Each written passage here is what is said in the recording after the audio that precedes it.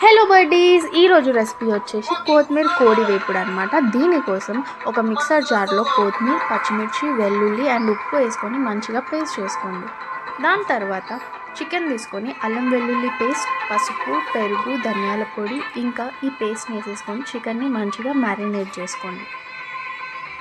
ఇప్పుడు పొయ్యి పైన ప్యాన్ పెట్టుకొని ఆయిల్ వేసుకొని హోల్ స్పైసెస్ అన్నీ యాడ్ చేసేసి ఆనియన్స్తో పాటు దాన్ని ఫ్రై అనివ్వండి. వన్స్ ఆనియన్స్ లైట్ బ్రౌనిష్ కలర్లోకి టర్న్ అయిన తర్వాత హాఫ్ అన్ అవర్ పాటు మ్యారినేట్ చేసుకొని పెట్టుకున్న చికెన్ని ఇందులోకి వేసుకొని మూత పెట్టేయండి.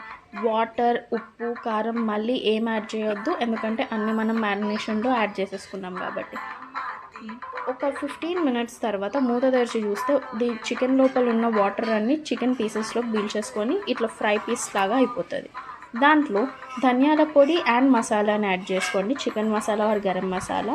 పైనుంచి కొత్తిమీరతో గార్నిష్ చేసుకోండి. అంతే, ఎంతో యమ్మీ అండ్ టేస్టీ క్విక్గా అయిపోయే కొత్తిమీర కోడి వేపుడు. దీన్ని మీరు ఒకసారి ట్రై చేయండి. చాలా ఈజీ ప్రాసెస్, చాలా క్విక్గా అయిపోతుంది.